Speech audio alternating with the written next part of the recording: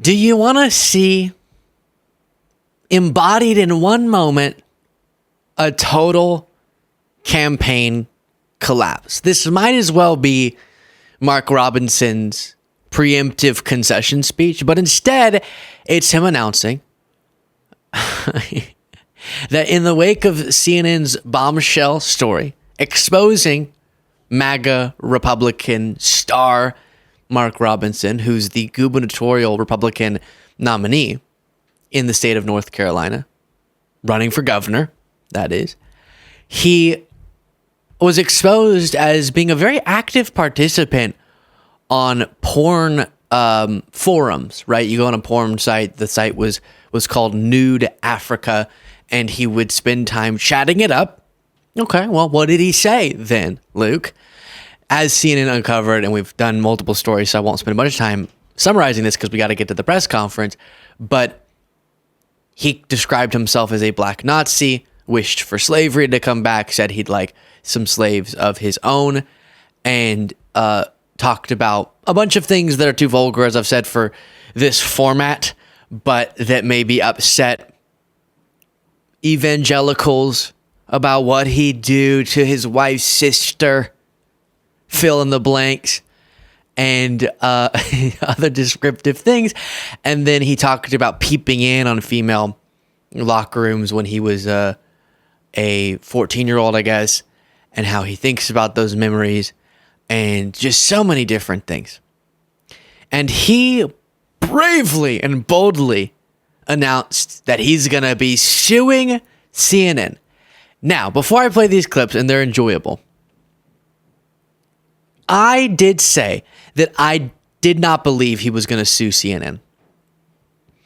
And my prediction was wrong. If he actually files the paperwork, I don't know if it's officially happened yet, but I think he has actually filed a lawsuit against CNN. My bet now, and my prediction, is that this is for show. Because if you go through discovery, if you actually let this lawsuit play out, CNN's going to mop the floor with Mark Robinson, because it was well-sourced reporting, you might remember. He didn't hide it. He didn't cover up his tracks very well. Same username, same private details he shared about himself, all these different things. And Robinson comes out very solemn. This is very serious, and I'll show you his opening in a second.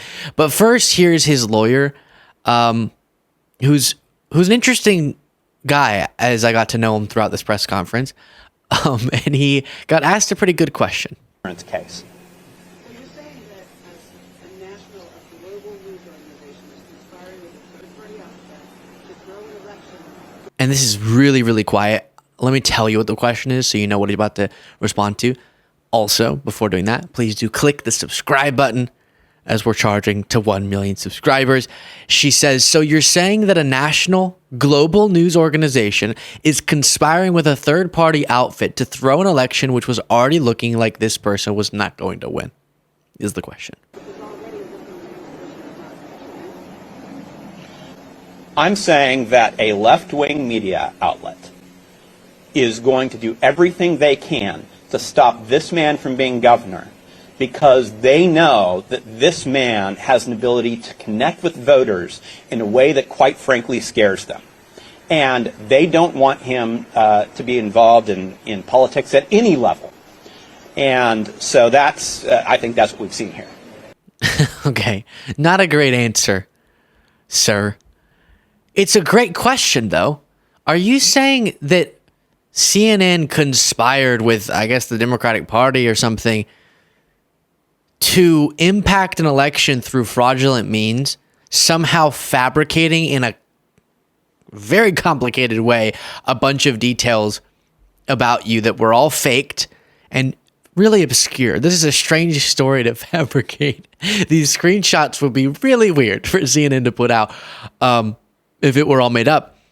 And you're saying they did that to the candidate that was obviously going to lose already? Even before this story came out, he was already trailing in the polls significantly. And so he was likely already going to lose. So no, he doesn't have this unique way of connecting with voters. And CNN decided to engage in a practice that, if exposed, would take down their entire media empire, all to do something that wasn't necessary to beat Mark Robinson? That doesn't make any sense. You're a goofy person than this. We stand with the voters of, Lieutenant Governor Robinson stands with the voters of North Carolina. Our job is not to go convince politicians or bureaucrats. This case is for the courts. We're going to go make our case in court. This case is for a jury. All right, we'll see how it goes. But the question was great as well. If your proof is so good, why aren't other Republicans standing with you?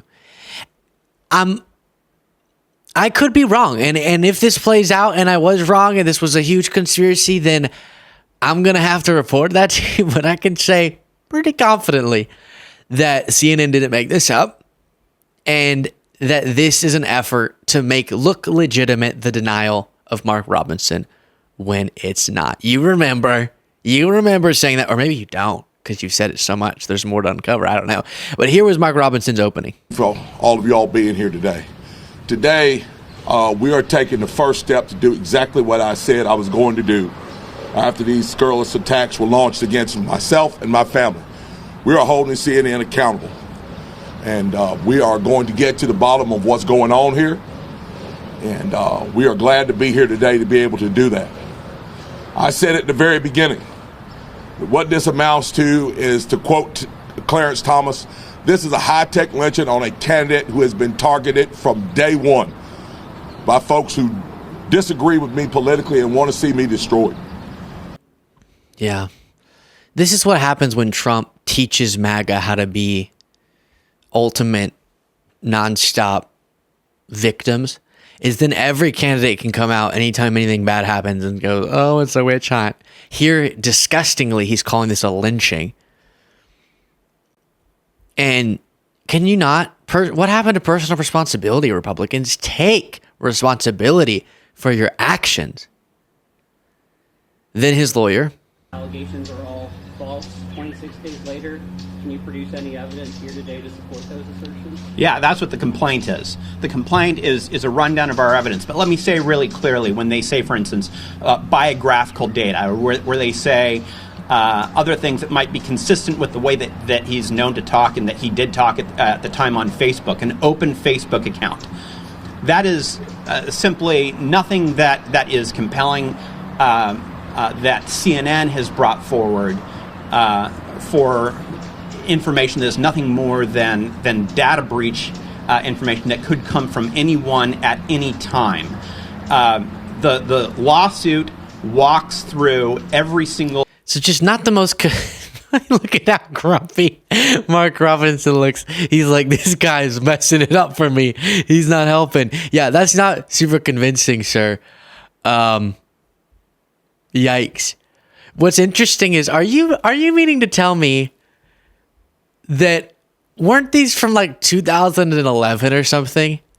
You're meaning to tell me that more than a decade ago, some person went, Mark Robinson, who at that time was no one of significance, I'm going to just get ahead of any potential gubernatorial run more than a decade from now, and I'm going to fake describe in stunning detail my personal life, details that this guy's saying it might be due to a data breach. So someone breached data beforehand, got information about Mark Robinson, faked all of his biographical details in conversations, and talked about his affairs and talked about his racist views, and it lines up perfectly with some of the types of rhetoric we've heard from him. You're saying that all happened a long time ago when these were time-stamped, when these were documented, just in case, so they could get Mark because he's so scary to the establishment. That deep state, man. Sheesh. They know what they're doing. Let's use this segment as an opportunity to check in on two Republicans' campaigns that are looking worse than you would have expected. Mark Robinson looked bad. Now it looks impossible. Ted Cruz, you'd expect to sort a re-election in the state of Texas, but he's also getting a real challenge. Colin Allred currently a congressman running to fill Ted Cruz's seat from Texas. He actually gave, right after being nominated as the senatorial candidate, his first interview to this show. Pretty cool. But he went up in a debate. Let's just go through a few of these clips. Really, really great stuff. Some highlights from Colin Allred. And one of the notable parts of the debate was Ted Cruz had practiced this sort of like, this is funny, anytime he was getting crushed. He's also one of the biggest recipients of campaign donations from big pharma lobbyists in the entire United States Senate. It's true. You can't be for the mob on January 6th and for the officers. You can't. And it's not funny. You know, this is somebody who goes to the Ritz-Carlton in Cancun. Do you really think he cares about inflation? Sure. I was on the House floor when we went through the votes. I remember when you objected to the results in Arizona. And that's okay. I don't want him to get hurt by the mob. I really don't. It happened in spite of Senator Cruz. It was a very illuminating vote. A Hail Mary when you see one. Oh, when you put them all back to back, and I'll show you with more context some of these clips, but it's so cringy. And there were, of course, moments where Ted Cruz had his big, mic drop, transgender people, bathrooms, border. But how can you not see that? He's like pushing it out so strangely to act like it doesn't bother him whenever Allred's making a good point, such as that we had a bill. This is a pattern. He talks tough, but he never shows up. We have a phrase for this in Texas: all hat and no cattle. That's what Senator Cruz is. 6 more years of this? Come on. He's had 12 years to do it already. Give someone who actually will a chance. Yeah, the border security bill he's referring to talks big on the border, but then is opposed to the solutions, if that includes solutions that Democrats could get at least partial credit on. Ted Cruz was very focused on Colin Allred's record as it pertains to transgender people, any legal protections that Colin Allred has advocated for, or if he's not hardline enough on the sports issue or the bathroom issue. Ted Cruz was really hyped about that. So Allred, I thought, made an interesting point about this. You have 60 seconds. I mean, it's a lot. And I stand here as a proxy for millions of Texans who are sick and tired of this act. You know, when Ted Cruz starts talking about team sports, you got to watch out, because the only position he ever played was left out. And I'm not trying to be mean, Senator, but just sit this one out, please. Oh, that was, oh my gosh. I forgot that was not the clip I was referring to. That's brutal, Colin. The only position you played was left out. Ouch. But I meant to play this. This is a desperate, last-second attempt by Senator Cruz to distract you, because he can't defend his own record. Listen, I'm a dad, I'm a Christian. Of course I don't support these ridiculous things that he's talking about. But what he wants you thinking about is kids in bathrooms, so you're not thinking about women in hospitals. Because it's indefensible. It's indefensible that we have Texas women being turned away from hospitals, bleeding out in their cars, in waiting rooms, being found by their husbands. So all of a sudden, and this is a good one, all of a sudden, the protector of women and girls is going to be Senator Cruz, who thinks it's perfectly reasonable. Right. And that point's solid. I am not opposed to nuanced discussions about so many issues, including transgender rights, I guess, as it was labeled in this debate, that topic, or the transgender sports discussion. But as I say on so many things, like the border, that can't be a conversation that you engage in with someone who's just using it as a tool to distract from other issues. We're going to obsess over this and fearmonger and blow out of proportion so that we don't have to talk about other, often more consequential in the lives of people, issues. And that, we're not going to play that game. And so I like that he didn't play that game.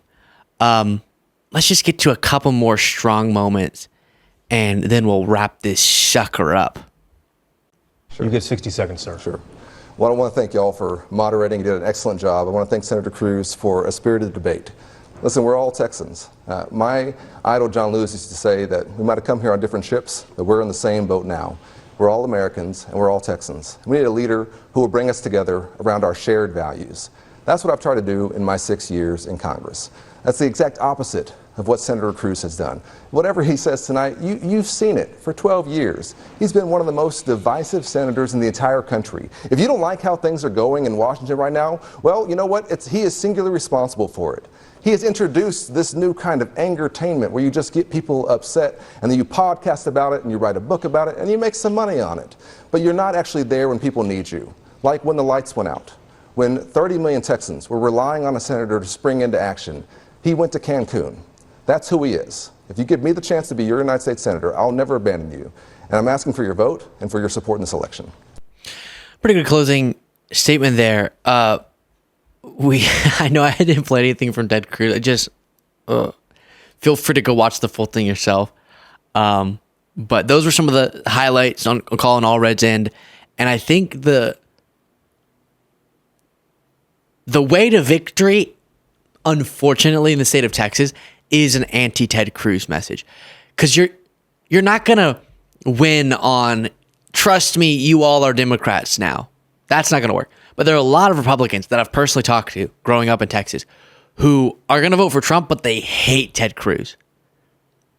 Because Ted Cruz is Ted Cruz. And those people, I think Colin Allred's doing a good job, which is why the polls have tightened so much, appealing to them. It's still such a tough race, the state of Texas. But amazing that we're even talking about that being something the DNC is now investing in, that being something the Republican Party is having to defend. And it could, if nothing else, take resources away from other states and make the difference in other states that are even closer. Let me know what you thought in the comments. Support the show, get the bonus show by clicking that join button below.